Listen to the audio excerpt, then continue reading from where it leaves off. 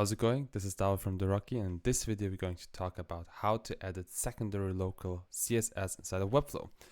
And this is not just going to be an RTL web development specific tutorial, but for anybody who builds a multi-language website in Webflow, this is going to be very useful. So if you're using client first, I have a few solutions that I think are going to be very helpful for you. And so a few learnings that we're going to go through today is I'm going to show you how to customize CSS typography, which means you'll be able to change the fonts, the text in any way you like on other locals. So for example, if you have an English Arabic build, we're going to show you how to change the typography on Arabic, because of course it's usually different compared to English. Then I'm going to show you a few pre-built CSS attributes, that's how I call them, from RTLflow, and they're going to help you to change the widths, the heights, the displaying of elements, the sort order of elements, and they're also going to help you to reset margins and paddings and many more things, essentially by just using attributes, so no custom code required. But I'll also show you how to build your own custom coded CSS attributes to target specific elements and give them CSS styling on the secondary locale. And I will also show you how to display two versions on two locales. For example, if you have one image for the English version and one for the Arabic version, and maybe you don't want to pay for the extra, you don't want to pay extra for the bigger plan where you can localize images natively, but you just want to like show hide images, or even if you want to have like completely different sections to be displayed, I'm going to show you how to do that too. And in the last point, we're going to talk about RTL Forms. So how can you make sure that forms are actually displaying correctly on English and Arabic, which is more RTL specific, but I think you're still going to learn something from it.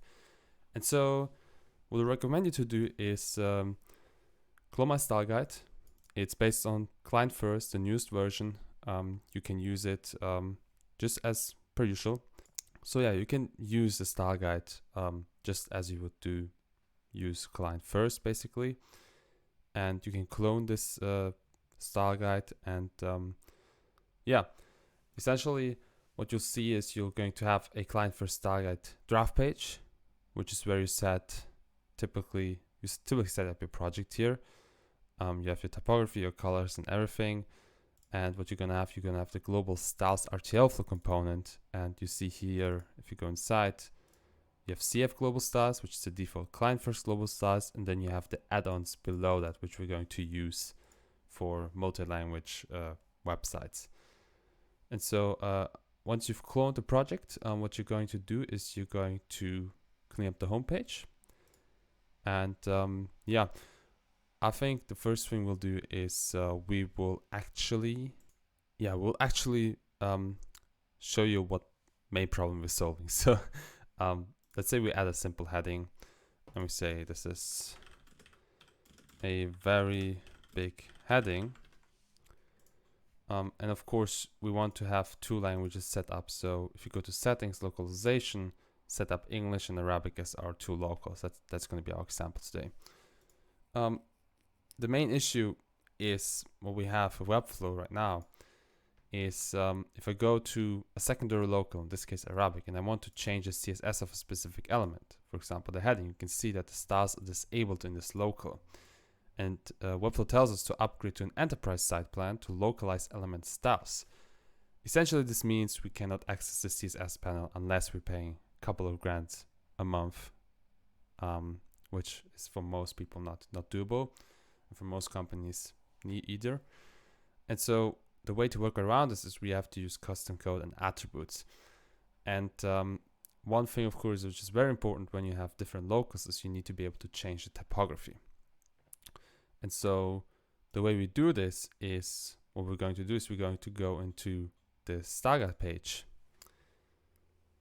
And this is where we have all our typography essentially. And so if you're on the English version, you can see you can change the typography any way you want. You can go to the body and you can change the fonts and the weight and the size and everything. Same if you go to specific headings or like paragraphs or things like that.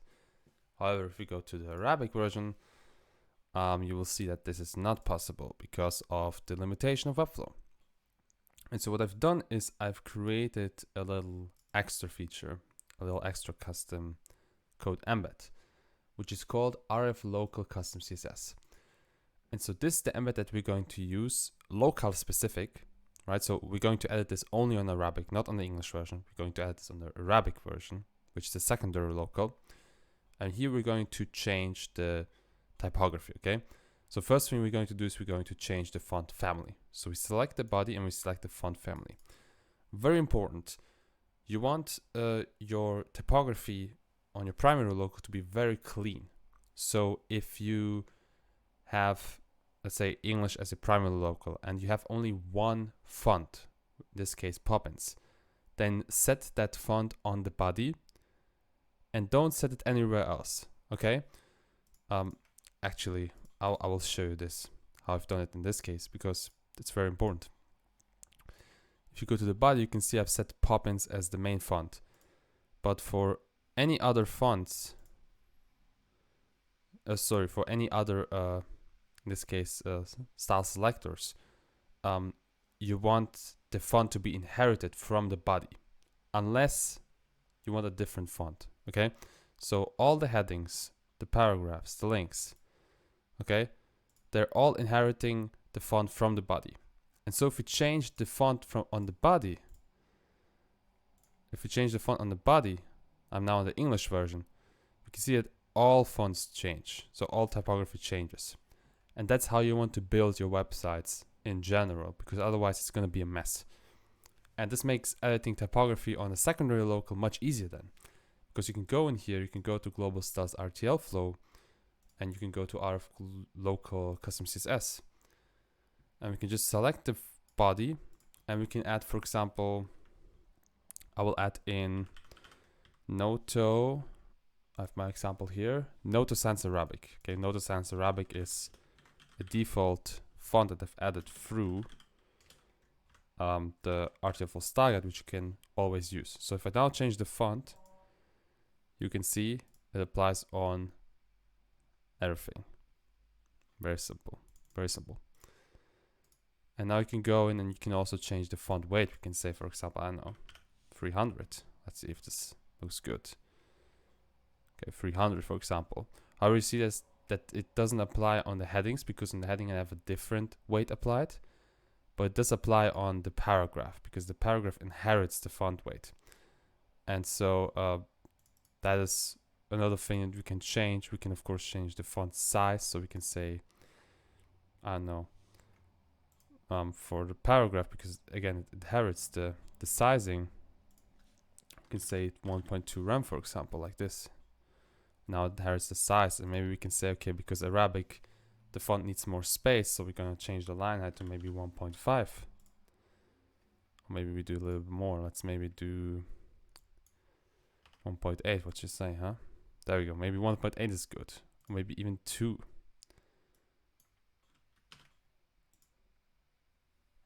And maybe actually I want the font to be 400, so it'll be more readable, like this. There we go.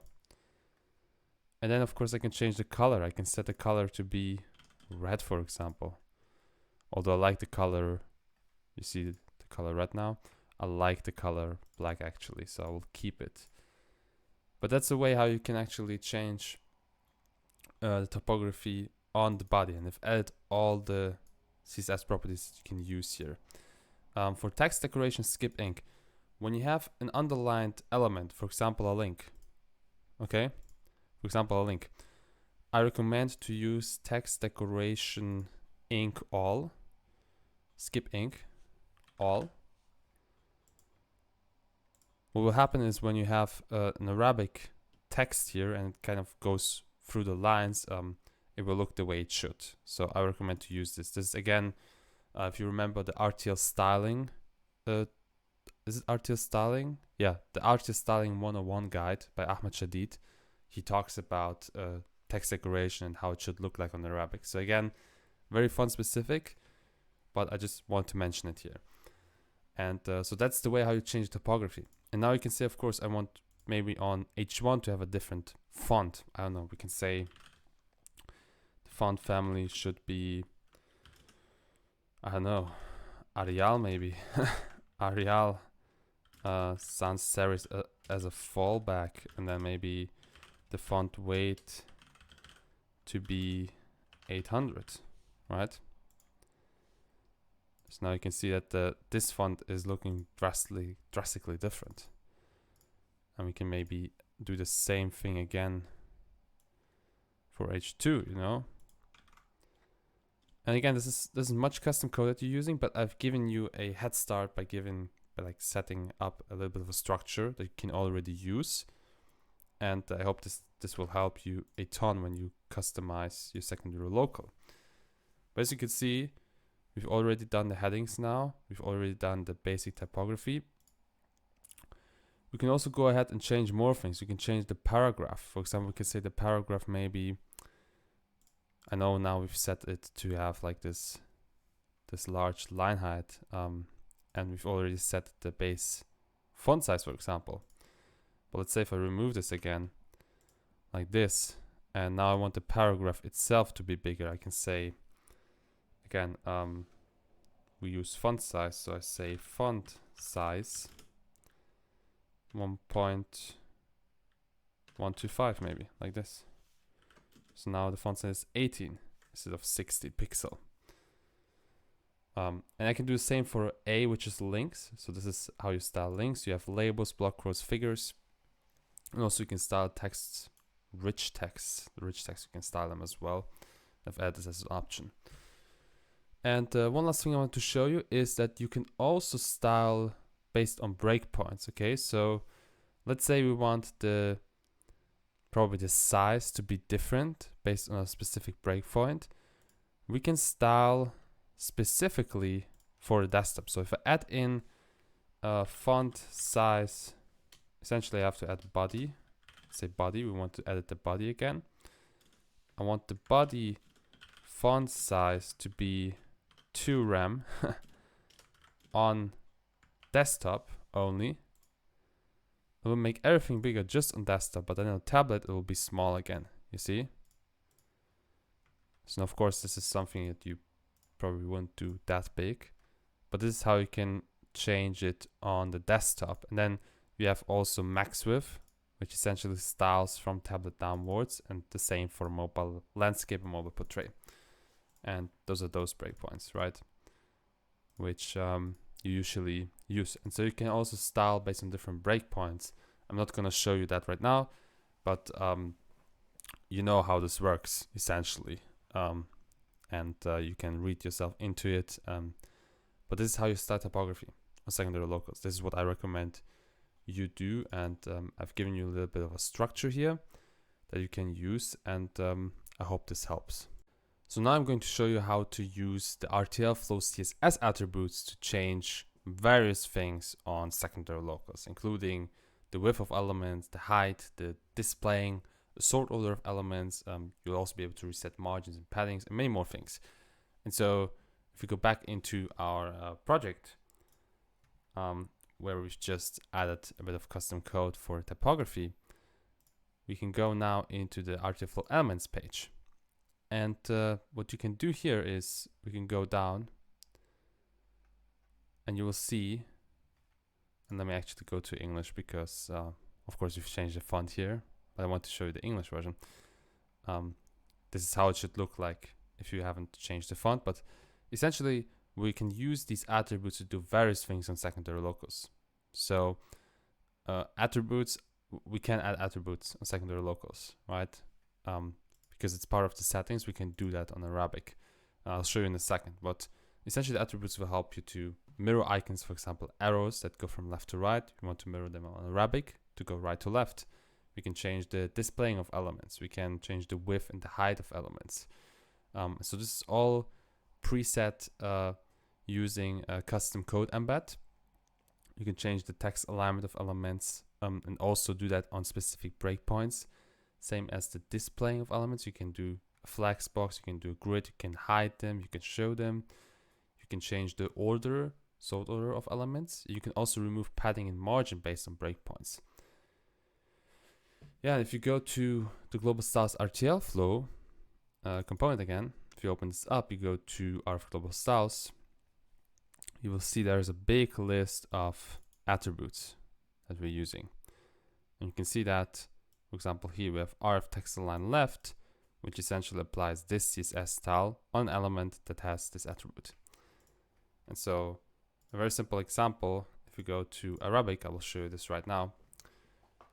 Arabic is a secondary local, we cannot style the CSS, but we can add attributes, and this is the big thing here. So I can say rf display none, like this, for example. And this attribute is only going to be here in Arabic. So if I add, I'll actually leave it quickly. So if I add back RTL display none, it's hidden here, but on English, this specific element, as you can see, is there, right? It's not removed, and there's no attribute. Whereas on Arabic, there's the attribute. And so that's how we're going to target specific elements and change the CSS styles of them. And so I'll go back to English, and what I will do is I will actually start building an example. We're going to start building an example. And you can follow along. I suggest you follow along so you can test all those things out yourself. So you remember I already added the heading. We can also start this from scratch. So we have a wrapper with a flex box going down with 2 rem gap and 10% padding on all sides. And then let's add a new heading, okay? And we're gonna say, again, we can say this is a very big heading or very big title. I'm gonna give this a class of home h1 because I want this thing to text align center on desktop, but then on mobile I want this to align to the left. That is to start. So text align start. Okay, that's what I want to do. Yeah. And now we're going to add a paragraph.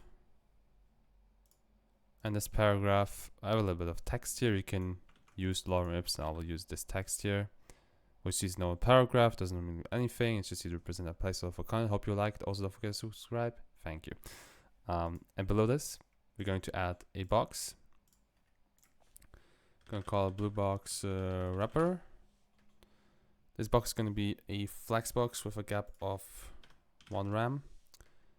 I'm going to add a little bit of a height, because inside of it, I'm going to add a few blue boxes. And so add a border, normal border, that's good.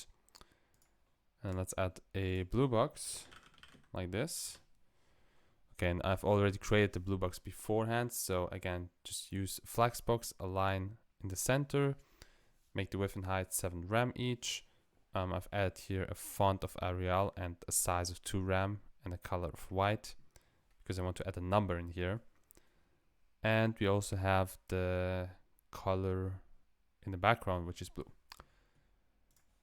Inside of this, I'm going to add a, there we go, going to add a number. Let's make it 1, 2, 3, and 4. Okay. And so first thing I'll show you is, let's say we have all of this and we're going to Arabic. And you will see if you've done it right, it will look like this. So the alignment of the diffs, will change based on direction because we set Arabic.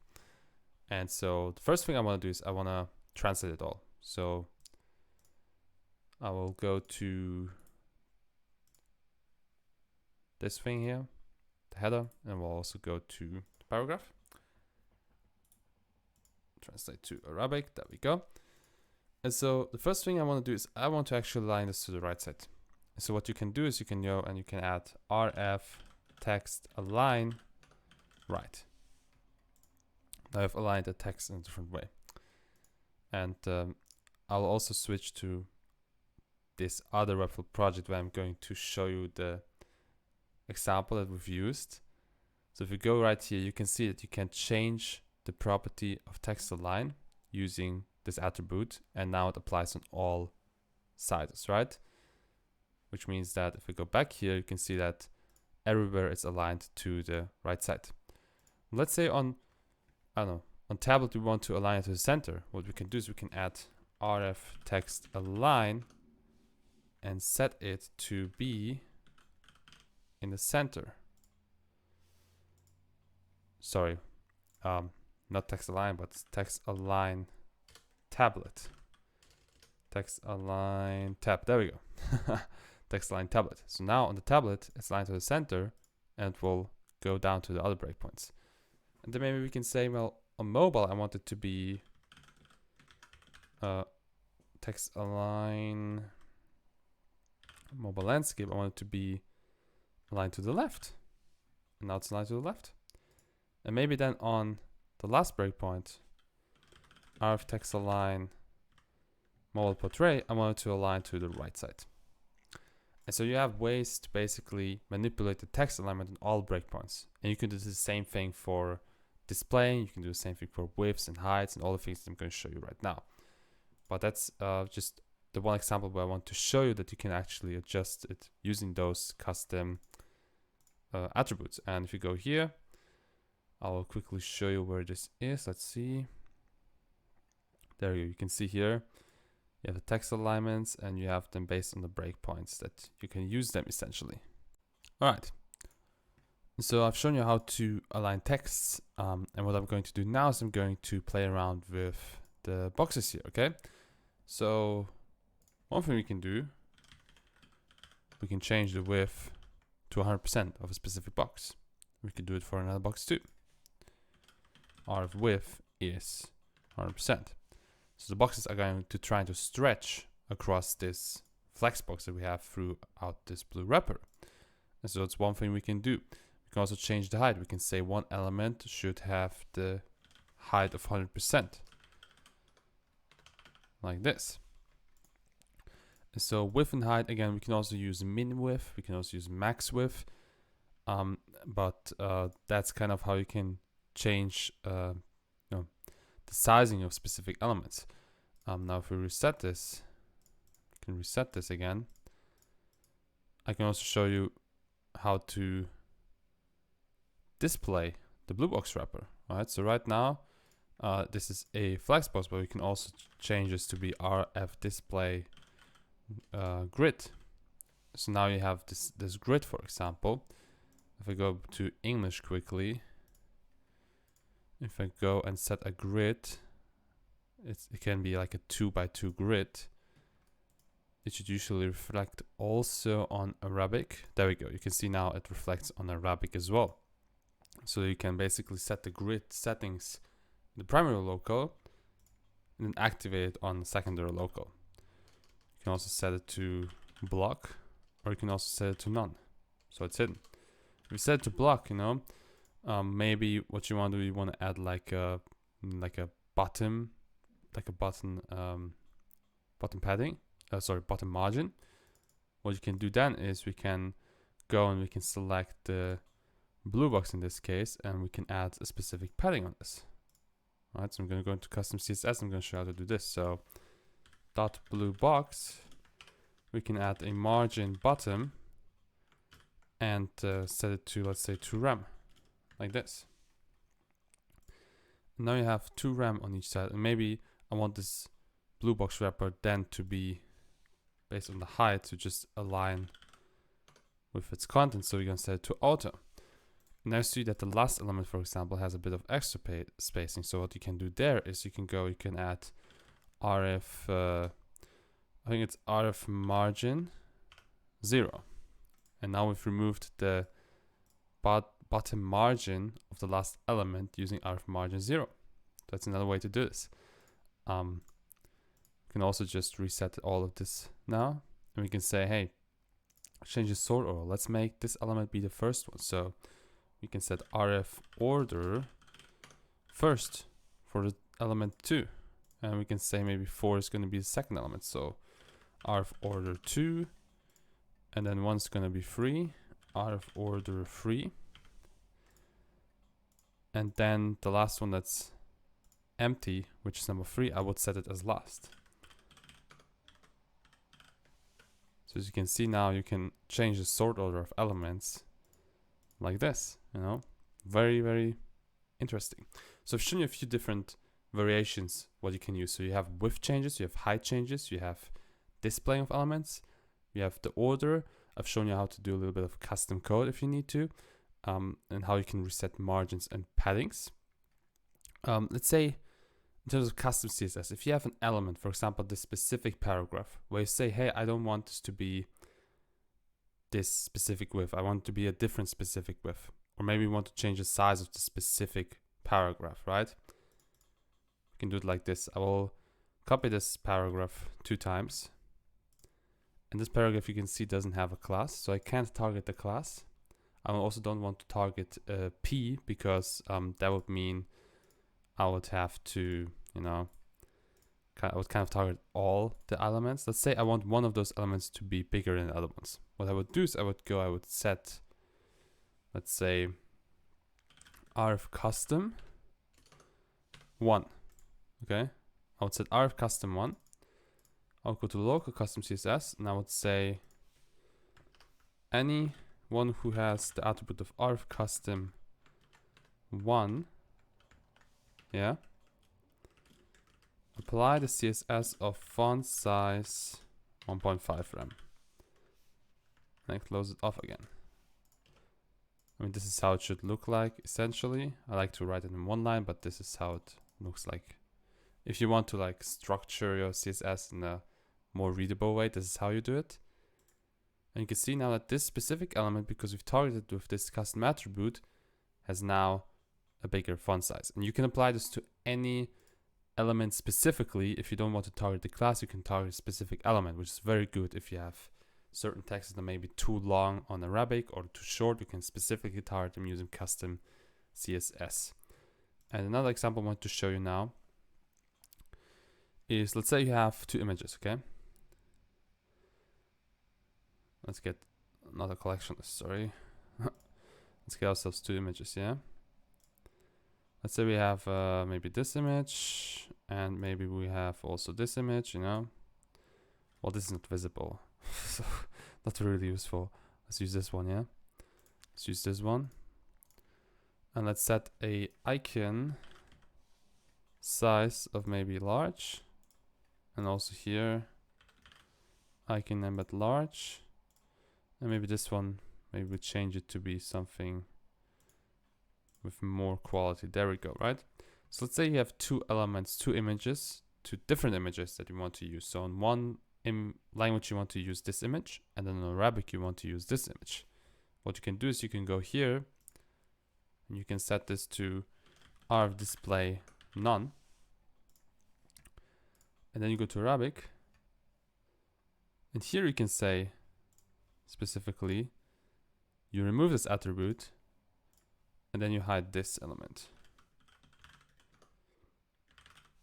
So now you can see that we've just replaced the same image again on a different local using the attributes. And this can be very useful if you don't want to go on the $29 a month plan where you have image localization activated. If you just want to use the cheaper plan, this is one way to replace images effectively on different locals. Now, of course, both images will still load in no matter if they're shown or not. So you will still load this image in, and there's going to be 30 kilobyte of extra loading weight, let's say like this. But it's one way to kind of go around the image localization.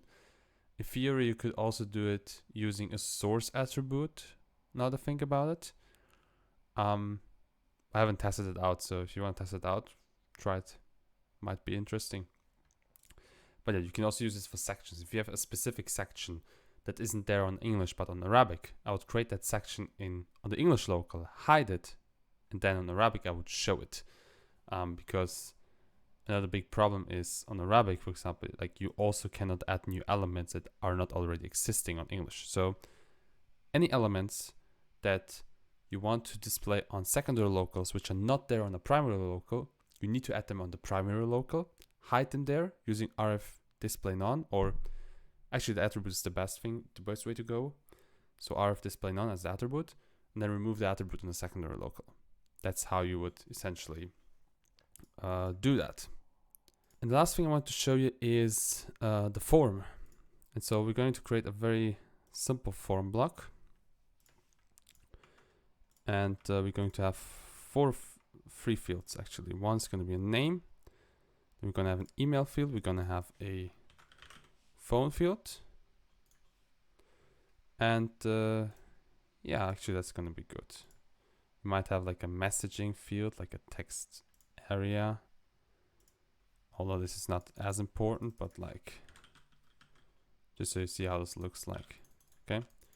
So let's say you want to use the same form on both locals, but even if not, then you will still see what's important when you're going on an RTL secondary local like Arabic. One thing you will see here is we're going to translate the specific text, and I have already the names next to me. So I'll translate the placeholder to this. I'll keep the email placeholder. I'll translate the phone placeholder. I'll translate the message placeholder. So another thing which is important when you're writing, when you have a form on Arabic, is that when you write a name, right, this can go right to left. Right? If it says here you have to enter a name and it's an Arabic version, it assumes that you're going to write in Arabic, right? However, when it comes to emails, emails are always left to right because emails are in Latin alphabet. So essentially, I would add in my name and that's my email, and it would go left to right. That's very important. And I've already added code, so it automatically does it. Same with numbers. So like if you have a phone number, the phone number is also going to go left to right. Whereas the text is on the right, but the phone number is on the left. So the placeholders, if the placeholders are Arabic, they're on the right side. If the placeholder is in English, then you set it on the left side. And so one thing you can do here too, and I've added this as an option, is you can go in and you can say RF form input, and you target specifically the placeholder to set it left to right. So that's nothing, just a short intro to the forms on Arabic. There's design considerations around this. We won't dive very deep into it, but you have it right up here, as you can see. That's my code that I've used for making sure that forms work pretty well. So to recap, we've learned how to customize CSS typography on secondary locals. So if you want to do that, we go to global styles RTLflow, we go to local custom CSS, and we have all the pre-configured style settings, right? So we change the font family on the body, which is the main thing we do. And then we can go down and change the headings, paragraph, links, and so on and so forth. So that's the first thing that we've done, and we've done it on the RTLflow. Sorry, no, we've done it on the client first Styleguide page, because that's where you can see all the changes happening. Then what we've done was I've shown you the RTLflow CSS Attributes. And so again, here you have the full list. Feel free to experiment and play with this. Feel free to create your own attributes, right? Like if you need a specific width that you're going to reuse on many elements, right? 50% for example, then you can recreate those. And I recommend you to add them again to the RF local custom CSS. If you want those attributes to be useful on all locals, then you can do it in the primary local. If you want it just on a specific local, then do it on the specific local. So I've shown you how to change the width, the height, the displaying of elements, the text alignment, the ordering. We also have padding 0 and margin 0, which you can set on specific elements. I've also shown you how to display two versions of an image on 2 different locals, and I've also explained how you can build new sections or new elements that are only there on secondary locals but not on the primary local. And I've also gave you an introduction to the RTL Forms. There might be a bigger video coming up at some point if there's interest, but just a basic understanding of this. And yeah, that was a bit of a longer video, but editing secondary locals is a pretty big hustle, especially with multi-language websites. Webflow has some of its limitations. I've used this and it's helped me tremendously work around many of them. It's not perfect, but if you're not on an enterprise plan, this is going to help you tremendously. Whether you're building right to left multi-language websites or if it's just normal multi-language websites, I think this will help you a lot. And yeah, we've run through quite a few things in the last 12 episodes now. I think it's time that we start putting it into actual practice. So we're going to have a project that I'm going to build from scratch, and there's not going to be any cuts or anything. So I'll start from scratch. I'll have a design ready, probably English Arabic. We'll probably do just English Arabic, and I'll show you how I would build such an English Arabic project. I think it's going to be a landing page. I'll show you how to develop that from scratch, and you can follow along so you can really get deep into understanding how everything works in combination. And that will be the end of the RTLflow 2.0 course. So I'll prepare that in the next couple of days. I hope you enjoy it. If you have any questions, let me know. Send an email or comment below. I'll be very happy to answer all problems and questions you have. And yeah, I'll see you in the next episode. Cheers.